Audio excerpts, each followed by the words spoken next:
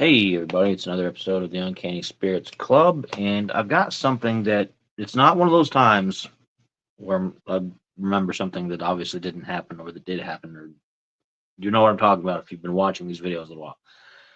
This is one that I've had before, but I have not made a review of it. I know that. I went back through my videos and I was pretty sure I hadn't. I couldn't quite remember, but I went back and looked, and I have done versions from this distillery, but I have not reviewed this specific one. So we're gonna do that. I remember it being good, but it's been a while since I had it, and I figured I was due for a treat. So um, here we go. This is I'm gonna do the box first. I got it out of the box, not thinking that I could do a big reveal by pulling it out of the box and whatnot, but here we go. Another cat tried to climb in the box. Which you guys know my cats. They do what they do.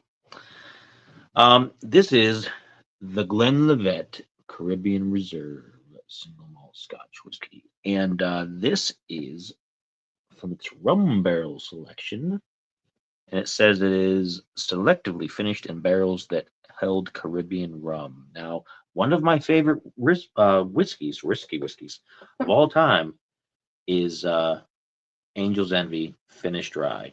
It's a rye, it's not a Scotch, so it's going to be different, but it was finished in rum casks, and I've come to really feel like rum casks really add something special Yeah, they to have most rum. whiskeys.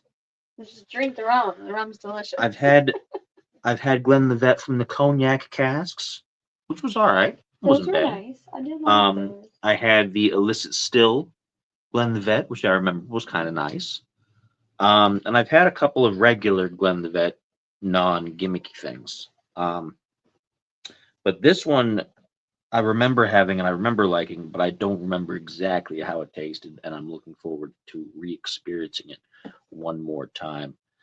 Um, Glenlivet, of course, is one of the top mainstream scotches that you get as far as recognizable Scottish whiskies go. You've got Glenlivet, you've got Glenmorangie, you've got um, Macallan, and Glenlivet can get very expensive very quickly. This was not one of those. This was more expensive than I usually spend, but not in the high end or upper range. This was $44.99, which for a nice Scotch is pretty good. If you're not spending $60 on Scotch and it's a good Scotch, you're doing pretty good for yourself. And the box is pretty. It is pretty nice. They make sure that they do a good presentation and everything. It's got little palm Um, trees. and it says down at the bottom, it I'm trying to read it here. Intensely smooth and well balanced with a hint of tropical fruit notes, and it says sweet and tropical. Mm.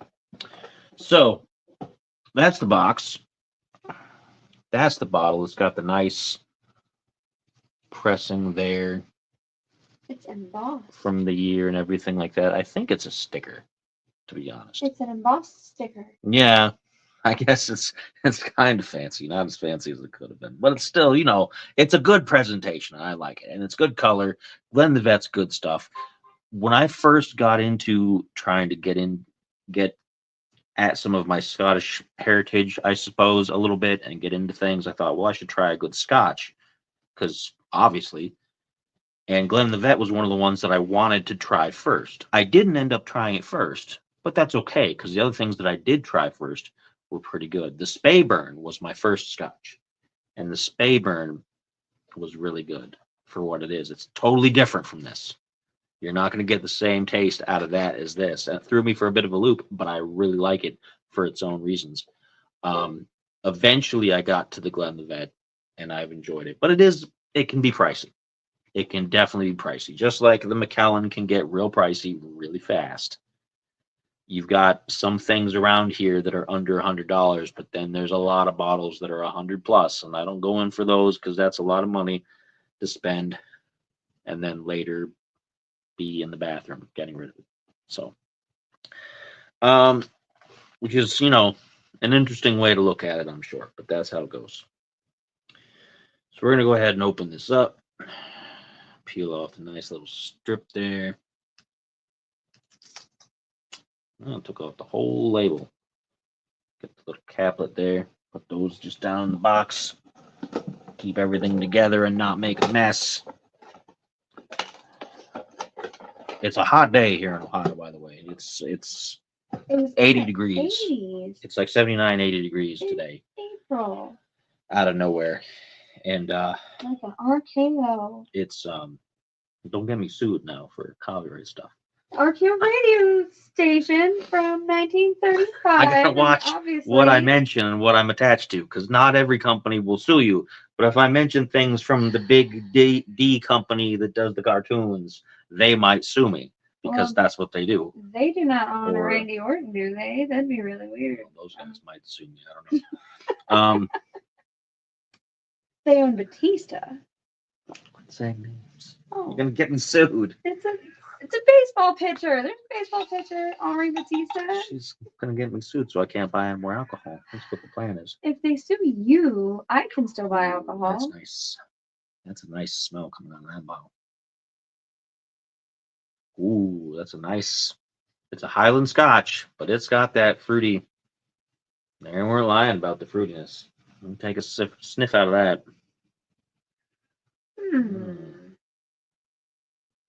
That's pretty good stuff there we got going on. I like it. Okay, so. And of course, we've got our Glencairn glasses. There's a cat going mad upstairs. Oscar. I have my Brooklotti glass. I have. She has her Seven Churches glass. Which is not a Scotch glass, but it's a whiskey glass. It's my favorite Irish whiskey. Thank you. I don't know. You want to keep pouring more? That's fine. I don't care. You say when, I suppose. Never. It has a nice color. I like the golden color of Glenlivet. It's just a perfect representation of what a good Scotch looks like. You know, I mean, bourbons can go from a dark brown to a reddish, amberish color, but Scotch just has this particular kind of shade to it. It's like a honey color. That looks real nice. Just like Irish whiskey, looks lighter in color in general. Not all the time, but it looks a little bit. And you expect it, oh, that's going to be kind of thinner and kind of lighter. I'll be able to have more of this. And then you can't because you can't. No, but it's delicious. It's good stuff. But, oh, that's nice. It's real nice. You gotta do cheers. Oh, yeah. I'm sniffing it out and getting the notes. Like that gentleman from that documentary with the $1 million nose. But looking forward to this. It's been a while since I've had it. So here we go. The Glenlivet Caribbean Reserve.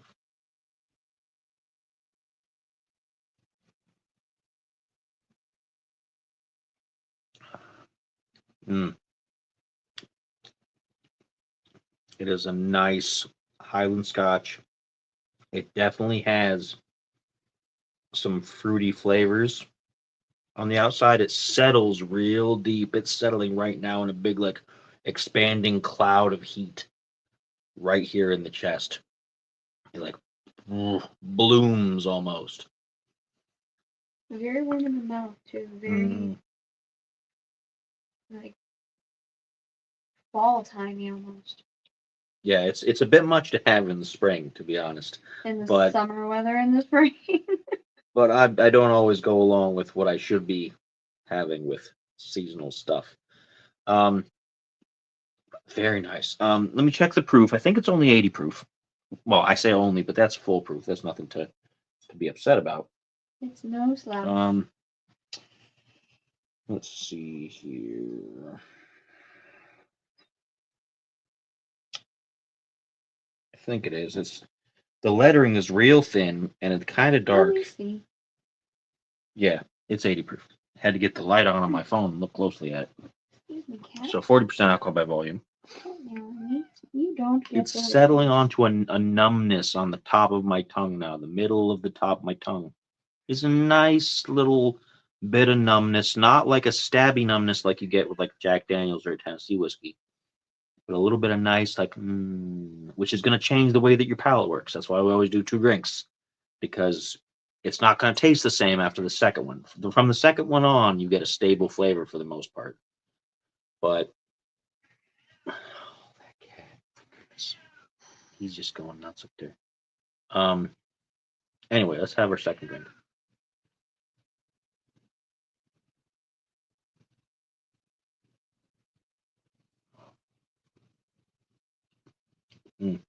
Now the second one had a little bit more of a burn in the back, right here before you get down to the throat, but not in a sharp, bad way.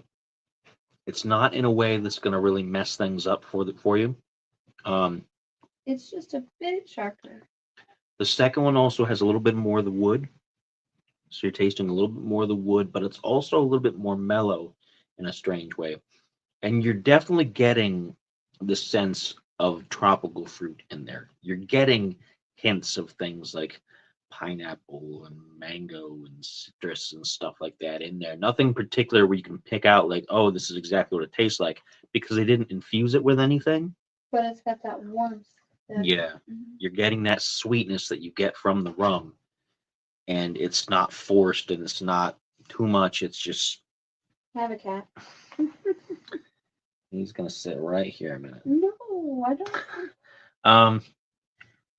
But it's very nice, and this is not something that you just sit and you pound down either. Like some things you are, as I've said before in the channel, some things are shot whiskeys where you don't mind having a shot or two with friends or whatever. But this is a nice sipping whiskey.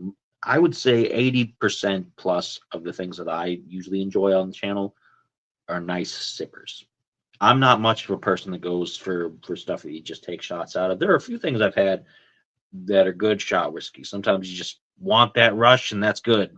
But and some of them, especially some of the cheap shot challenge, that's the only way you can get past the taste. You just got to take the shot. But most of the stuff I like is slow sippers, and this is a great example of that. This is something you sit and you sip off of for maybe a half hour, 45 minutes or longer. Honestly, like you don't drink this to just get the buzz and to get the alcohol course, and you drink it because you like the taste and the overall feeling that it gets you, and you want to prolong that for a while you do something. It's very warm. Very warm. Good stuff. But that is the show the box and the bottle here. The Glenlivet Caribbean Reserve. And it's been selectively finished in barrels that held Caribbean rum. And it is $44.99 here in my local grocery stores, which I think is fair, honestly. I for the brand, especially with the way prices are right now, you would think that this would be. It's a good price for Glenlivet. Yeah, you would think that this would be sitting in the $60 range easy, because it's that kind of quality. It's good stuff. It doesn't taste cheap or low shelf or anything. It's good stuff. And 44 barrels add a little bit of extra. $44.99 is fair. If you like Scotch and you like a bit of sweetness, but it's not overly sweet. It's not like an Irish whiskey. You know, you're not getting as more like that particular clean, sparkly kind of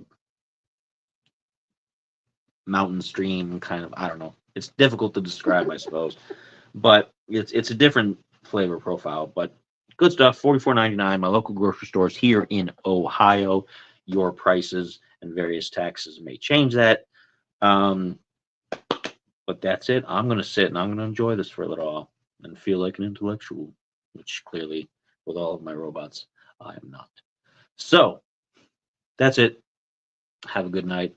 As always,